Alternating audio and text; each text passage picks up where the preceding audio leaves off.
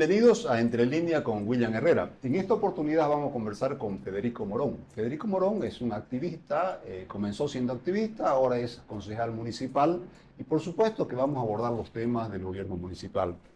Federico, ¿es muy difícil hacer gestión municipal?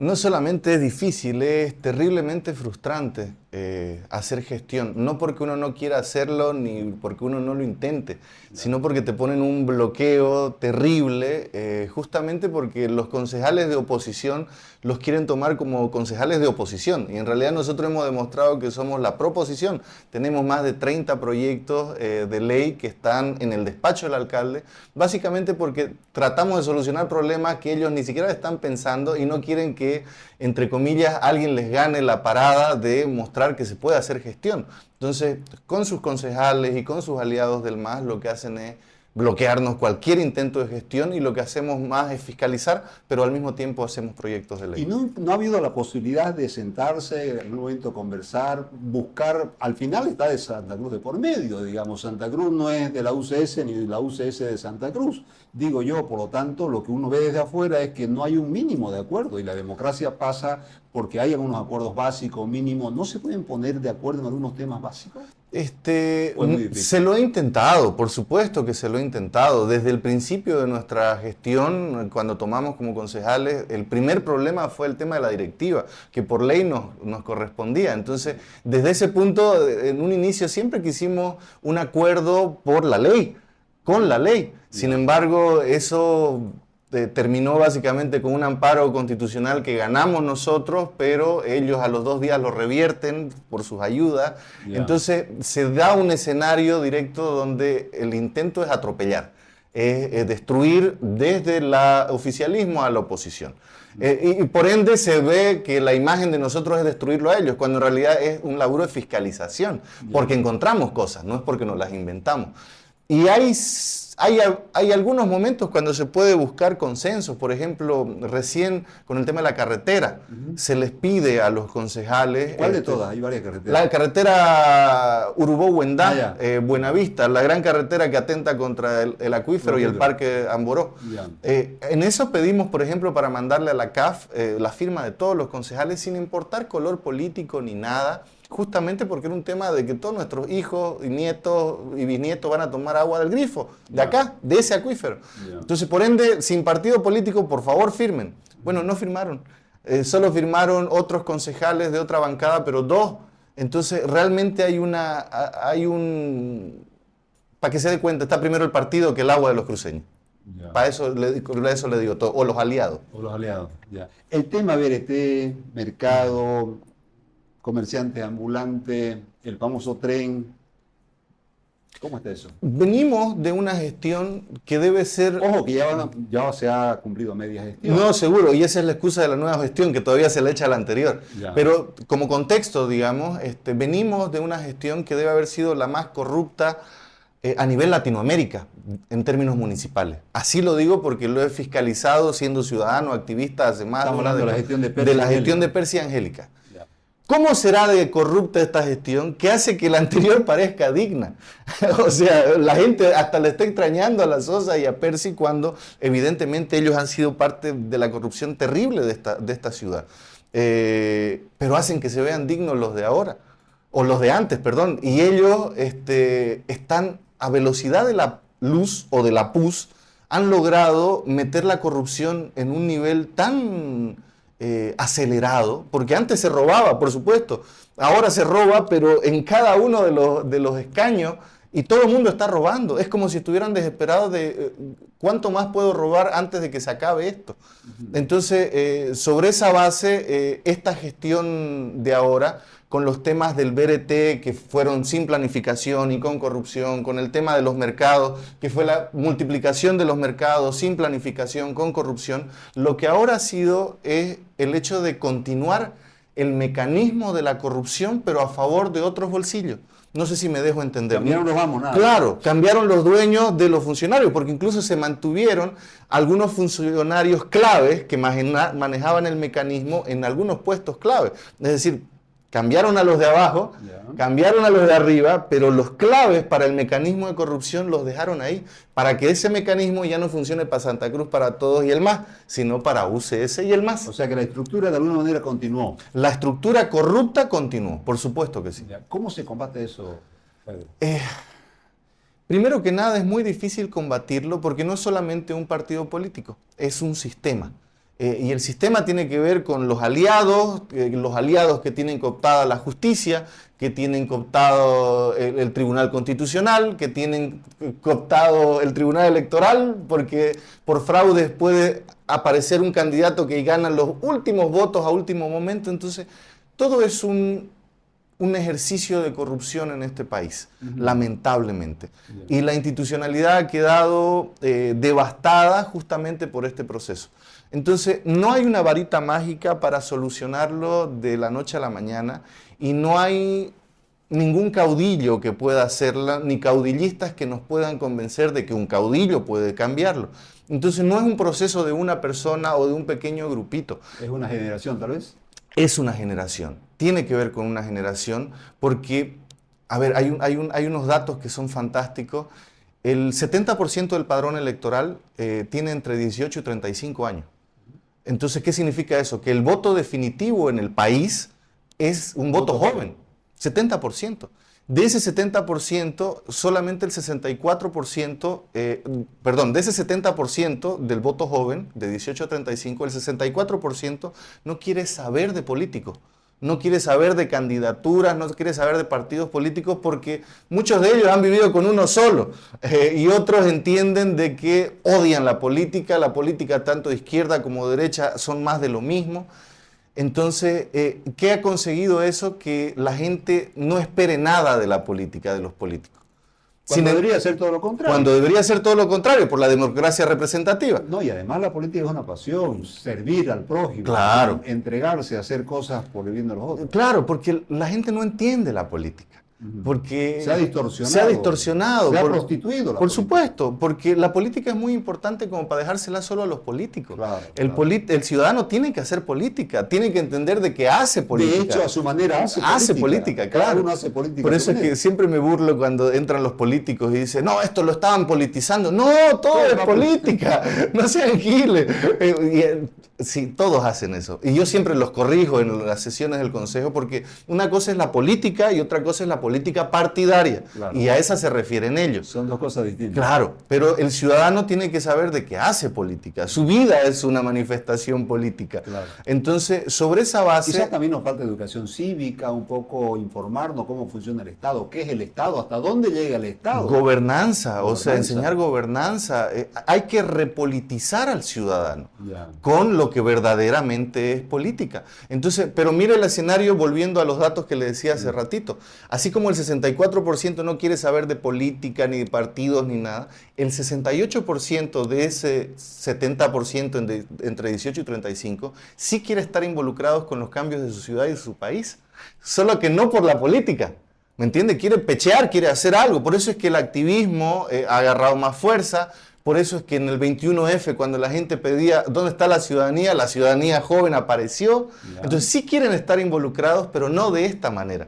Por eso hay mucha gente que no se mete a ser servidor público, a trabajar. Creo que en el 2019 fue un ejemplo muy patético de la participación de los jóvenes, ¿no es cierto? Que se volcaron a la calle y eso fue muy relevante y definitivo. Definitivo, ahí nos damos cuenta el poder joven que poder tiene, ciudadano. el poder ciudadano joven que tiene el país. Ya. Entonces, siendo yo una persona pesimista, tengo mi esperanza puesta en esa generación. ¿Por qué? Porque es la generación que tiene que quebrar el sistema en la manera que se está dando, por un tema de cansancio. O sea, estamos entrando a un nivel de agotamiento, tanto derecha, izquierda, nos han hecho un daño terrible sin salvar ninguno de los dos y esa guerra fría ya está tibia. Entonces creo que vienen otros momentos. ¿Crees que el ciclo está concluyendo, se está cerrando? Sí, creo que la vida es cíclica por sí misma y los procesos que vivimos en términos políticos también. Y principalmente creo en que vamos a cumplir un bicentenario como país de 200 años con el ejemplo de que izquierda y derecha nos ha hecho un daño terrible y que el caudillismo también. Entonces no es un momento de izquierdas o derechas. ¿Y cómo te imaginas de ahí para adelante después de los 200 años? Por eso estoy donde estoy, porque me imagino ser parte de esa transformación. No como yo particularmente, sino con mi posibilidad de contagiar a esa generación entre 18 y 35. Por eso mi frase es, el coraje es contagioso. Porque es lo primero que nos cierra el miedo a poder meternos, involucrarnos y lograr transformar nuestra realidad. Entonces, yo creo que mi pega está justamente en la posibilidad de laburar con los jóvenes para que la ciudadanía sea quien ponga las prioridades en un siguiente momento político de la ciudad y del país. Es decir, todos los años o todas las elecciones nosotros esperamos la campaña del iluminado candidato que nos va a solucionar todo en 5 años, cuando es un copy-paste de lo mismo del anterior. Cuando en realidad las prioridades las tiene que poner la ciudadanía, que son las que viven en la ciudad y saben lo descuidado que están. Entonces, generar agendas ciudadanas desde y por la ciudadanía, pero además en un nivel técnico apoyado por su municipio, son otros momentos que se tienen que dar, otras formas que tienen que dar. Es decir, creo mucho en la infrecuencia. Estamos viviendo políticamente un momento de frecuencias políticas, tanto izquierda, derecha, tanto caudillo o no caudillo, todo es lo mismo y nos hemos regurgitado.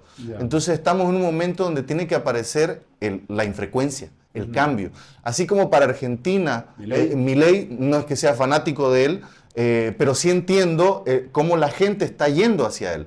Porque no porque tenga las ideas más claras del universo en todos los aspectos, pero sí porque es diferente y nunca ha sido servidor público. Y aparece como por una necesidad, por el agotamiento de un sistema. Exactamente. Entonces, por eso hay que entender igual cómo le fue a Gary Áñez como siendo alcalde o siendo candidato a alcalde. Es decir, él no era alguien relacionado con un partido político.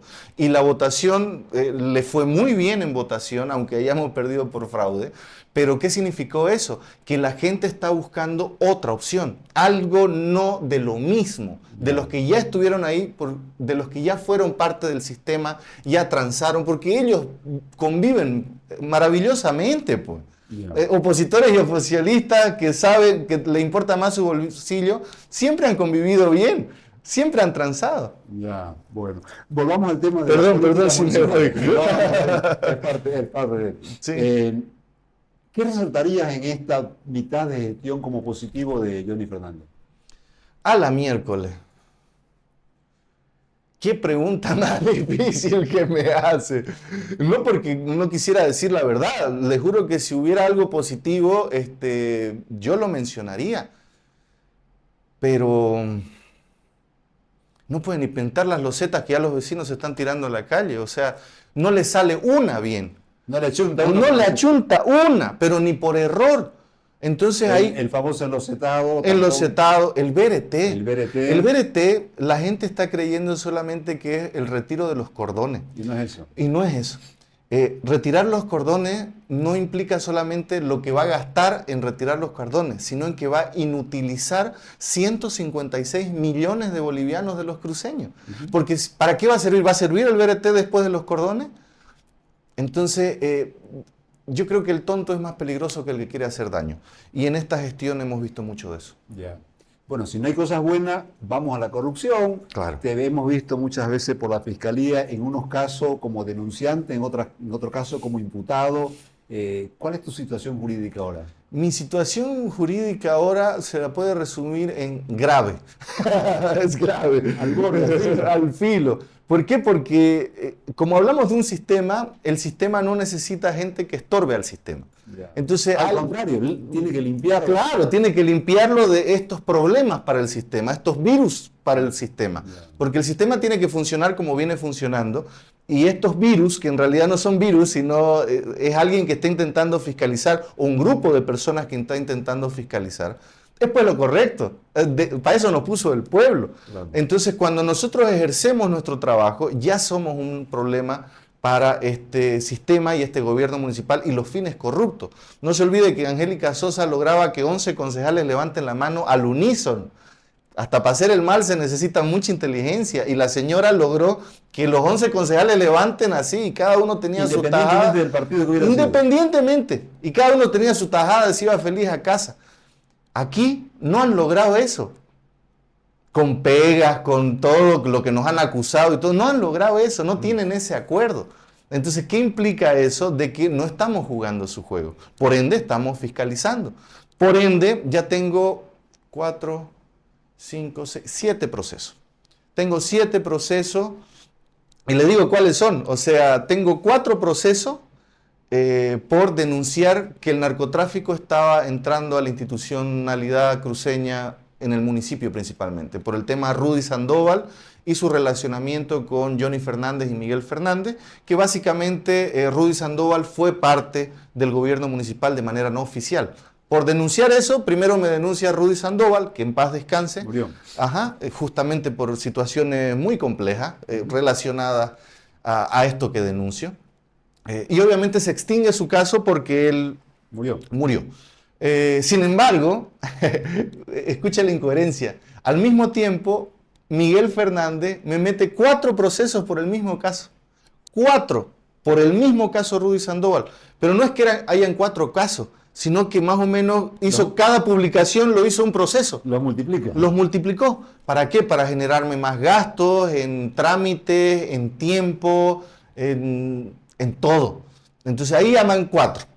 Después fiscalicé la compra de las computadoras Quipus, que es un negociadango entre la UCS y el MAS. Por eso es que son socios, porque se dan este tipo de negocios insulsos. Tengo por difamación y más o menos la empresa Quipus ha querido que yo me disculpe públicamente por decir que sus máquinas son obsoletas. No lo voy a hacer porque tengo una denuncia y para hacer esa denuncia hago un laburo muy serio, aunque yo no parezca serio, pero muy serio en cuanto a la denuncia y la investigación y la información.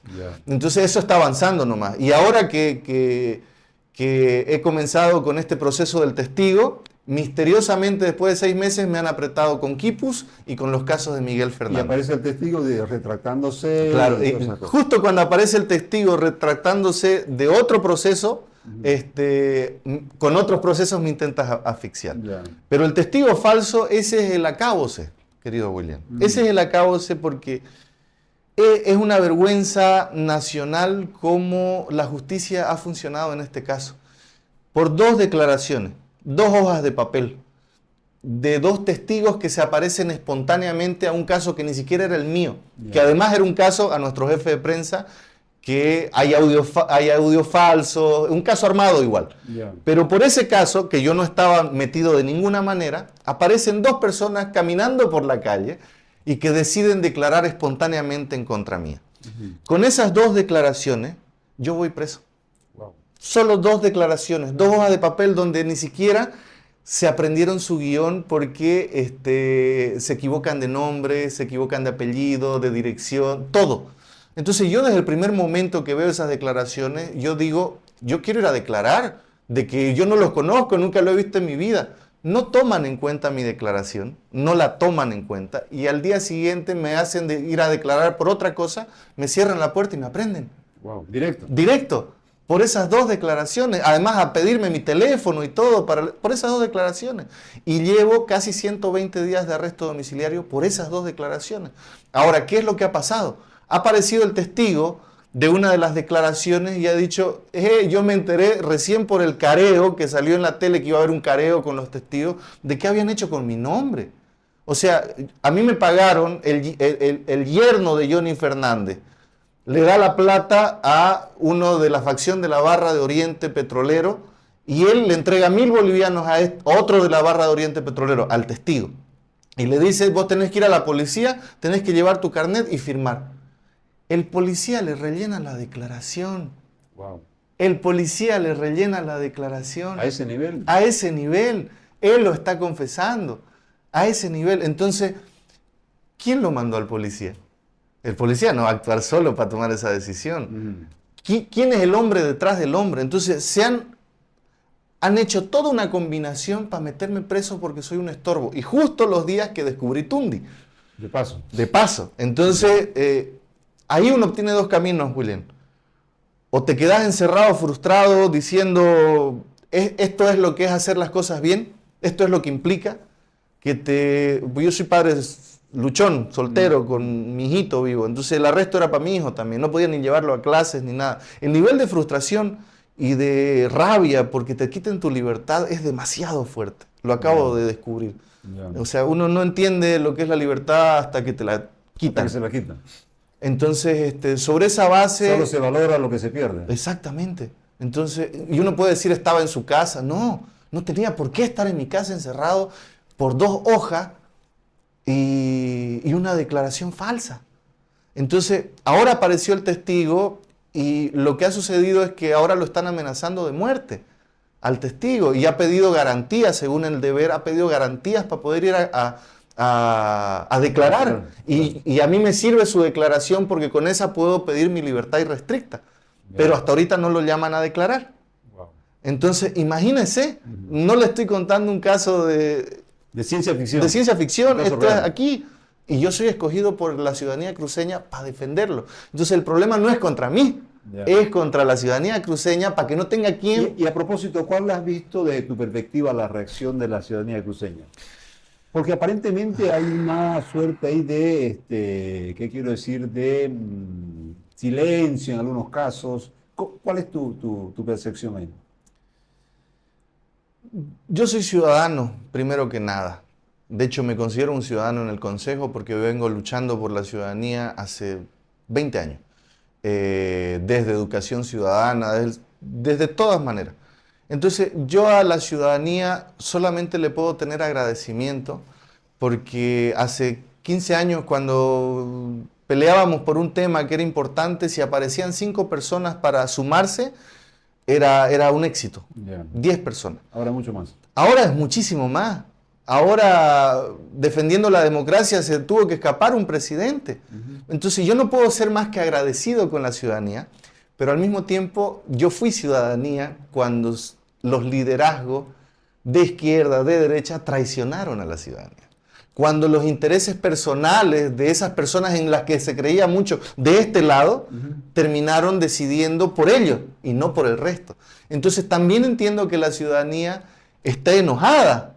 Está cansada porque todo lo que hizo ha sido entorpecido por los intereses personales, incluso de nuestros cruceñangos.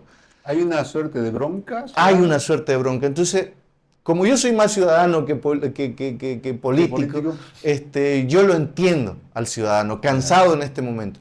Pero al mismo tiempo sé que ese cansancio no es un cansancio para olvidarse el resto de su vida. Es un cansancio que está llegando a su punto límite. Y el momento que explote ese punto límite, agárrate, Catalina. Y lo digo por la clase política. Porque los de izquierda y los de derecha que han hecho las cosas mal van a estar bien fregados. Y solo va a haber 2 clases de políticos. El que tiene algo de principios o que tiene principios y el corrupto. Un poco lo que está pasando en Argentina. Correcto. Tanto que Milei ahora es la opción de frente que todo el mundo quiere porque no es lo otro. Aunque Milei tenga sus cosas igual. Claro. Se nos va yendo el tiempo, Fede. Perdón. ¿Cuánto es la comisión ahora en los contratos en la alcaldía? ¿Sabes? ¿Hablamos de la comisión ilegal? Claro. Claro. La coimisión. La coimisión siempre sí, hubo. Ojo. Siempre hubo. Por eso es que no normalizamos tanto. O sea, claro. En otros países la gente no entendería, digamos, ¿no? Claro. Pero no, aquí la comisión es parte de la coimisión. Y con decirle que antes eran más dignos, con eso le digo todo. Antes, con lo corrupto, yo me peleaba hasta la pared del frente con esa gestión y ellos son menos corruptos. No. Es que es muy difícil decirlo. No es que sean menos corruptos, son igual de corruptos, pero por lo menos eran más barateros en su comisión. Así. O sea que ha subido la tarifa. Ha subido la tarifa. Y si no, pregúntele a todos los empresarios que no pueden responder. Claro. ¿Qué nos depara a la ciudad este 24 de septiembre? Este 24 de septiembre yo creo que es distinto. Tal vez no porque ocurra lo que yo soñaría en este 24 de septiembre. Yo le soy sincero, William, así como le he contado ese caso de que parece ciencia ficción, ¿yo qué sentimiento puedo tener al alcalde? No tengo rabia, pero quiero que se vaya. Creo que lo único bueno que podría hacer en septiembre este hombre es renunciar. Por un tema de él, de voluntad propia. Porque no solamente ha entregado la ciudad, sino que es más peligroso para nosotros porque una cosa es el adversario que está enfrente. Y que Con se ese lo se conoce. batalla y se lo conoce. Pero otra cosa es el perro que está en tu casa y que no te das cuenta y le está abriendo la puerta al ladrón o que te está mordiendo en el momento que vas a reaccionar. Entonces ese es más peligroso. Ya. Entonces sobre esa base, ¿La posibilidad de un revocatorio? el revocatorio sí, la gente está vuelta loca, o sea, ni siquiera los concejales, o sea, los ciudadanos están vueltos locos por el revocatorio. El tema es que el revocatorio no es fácil. un pan dulce como cree la gente, o sea, incluso ahí el tener aliados políticos pueden hacer que el proceso se aletargue y que al final no pase nada mientras se sigue Como robando. ocurrió con la recolección de firmas. Exactamente, Algo parecido. exactamente. Qué bueno. Bueno, Fer, te agradezco infinitamente.